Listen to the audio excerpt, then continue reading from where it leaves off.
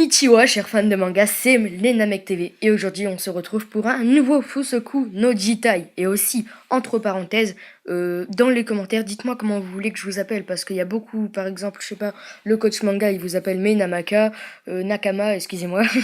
Après ça, je sais pas, par exemple, Lucas TV il met ma bande de sashimi, bref, parce que j'ai vraiment envie de vous appeler par un petit surnom, ce sera marrant.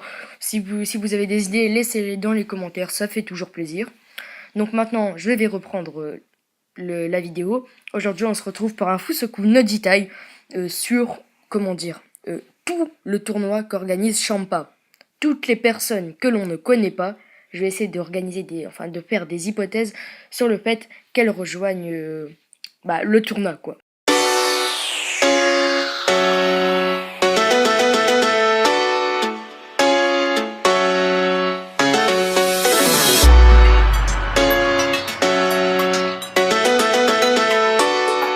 Premièrement, on va parler du personnage, le 5e personnage de l'équipe de Beerus. Parce qu'il n'y a personne qui sait vraiment qui c'est. Ça pourrait très bien être un de la race de Whis, même s'ils sont très très rares. Mais je doute vu que probablement tous les dieux de la destruction seront des chats. Oui, ça c'est chelou à dire. Et leurs maîtres, en gros, ce seront ceux de la race de Whis. Donc j'en doute fort. Après ça, c'est possible que ce soit l'un de la race des Saiyans. Mais je ne connais personne d'assez puissant qui ait survécu à l'attaque de Freezer sur la planète Vegeta qui pourrait intégrer le tournoi. Donc après ça, il nous reste encore quelques races, comme la race des Terriens. Mais franchement, je doute aussi que quelqu'un puisse entrer dans le tournoi avec le niveau d'un Terrien. Donc franchement, je ne pense pas du tout. Donc là déjà, il y a deux races qu'on peut rayer. Après ça, il y a la troisième qui me paraît vraiment bien. Ce serait les Namek. Et là, vous me dites sûrement, what? Mais pourquoi il nous parle des Namek? Et je sais pas, le seul Namek assez puissant, c'est Piccolo. Et encore, là, il y a seulement le niveau d'un Super Saiyan et un peu plus. Donc, c'est simple, je vais vous dire que vous voyez l'assimilation des Namek, genre quand ils fusionnent, mais il y en a un qui garde toujours le même corps. Si jamais Beerus avait rencontré une nouvelle race de Namek, genre qui serait un peu plus fait pour le combat, et qu'il y aurait beaucoup de Namek en un seul. Donc vous avez vu Piccolo, en fusionnant avec le Tout-Puissant, il est devenu surpuissant. Jeu de mots, c'était pourri, excusez-moi. Et donc il est devenu très très puissant après ça, donc peut-être que ce Namek aurait la puissance nécessaire pour intégrer l'équipe de Beerus.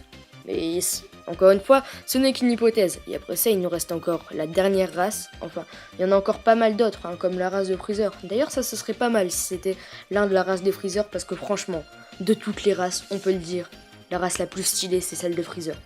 Voilà, petite parenthèse. Et donc, ça fait pour moi, ce serait la race des dieux. Pourquoi pas un dieu combattant? Ça, ce serait cool. Donc, ça fait maintenant, on va aborder des autres personnages. Pour Champa.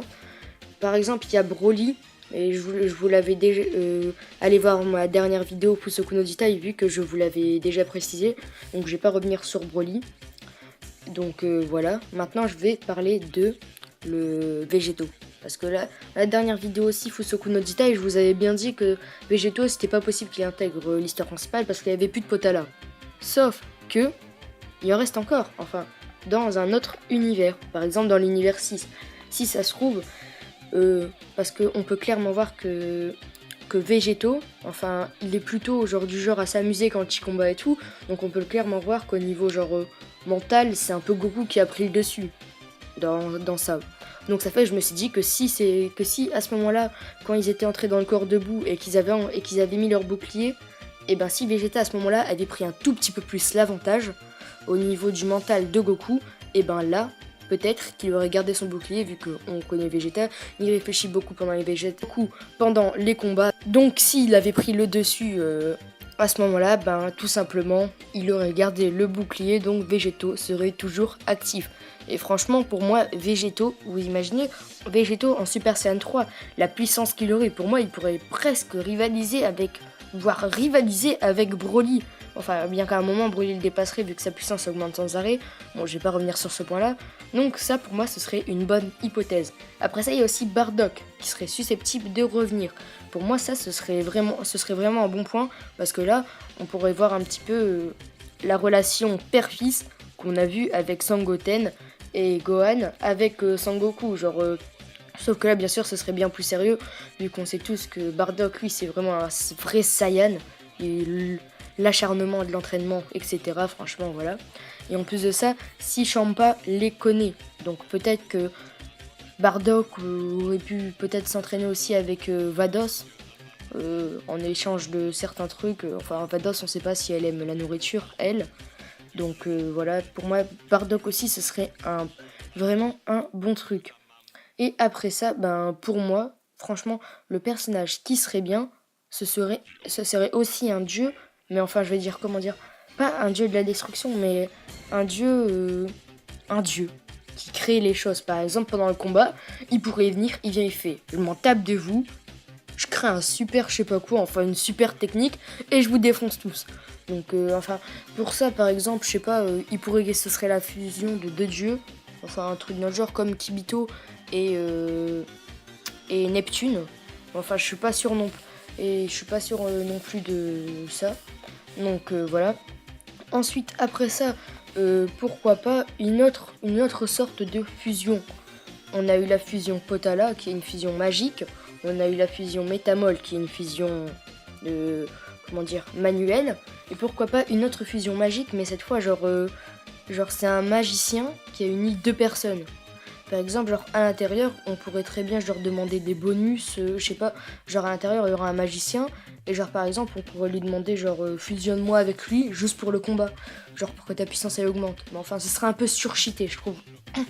Et pour finir, le dernier personnage, je sais pas trop, mais enfin, pour moi, ce serait bien que ce soit un de la race de Freezer, parce que, tout simplement, on sait tous que ceux de la race de Freezer sont des personnages qui, sans s'entraîner, sont surpuissants. Excusez-moi. On a eu par exemple le cas avec Freezer et Cooler. Cold, on sait pas, vu que quand Trunks l'a tué, il était encore en forme restreinte. Enfin si, sa forme où il y a les deux cornes, enfin vous voyez, ouais, sa deuxième forme. Donc vous imaginez s'il avait été dans sa toute dernière forme comme Freezer.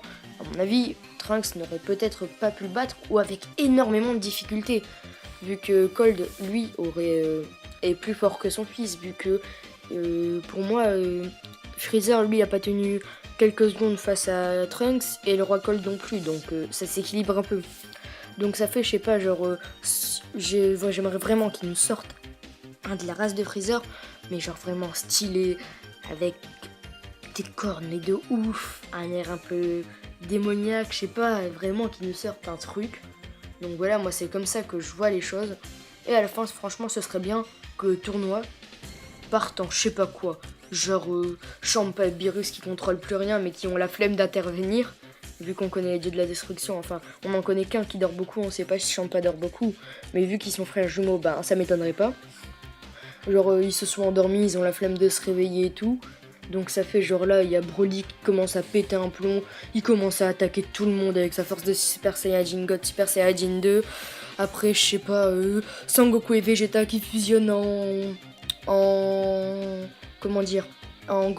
Gogeta, excusez-moi, j'ai bugué, en Gogeta qui affronte Broly, sauf qu'après ça, Broly, il donne un coup de poing à Végéto, il perd la bouffe, il commence à attaquer tout le monde, bref, que ça part vraiment dans un grand n'importe quoi, franchement, je kifferais, d'ailleurs, dans tous les tournois des arts martiaux, si t'es mans 5, où il s'est rien passé, où il n'y a rien eu de dramatique, où c'est pas parti en je sais pas quoi.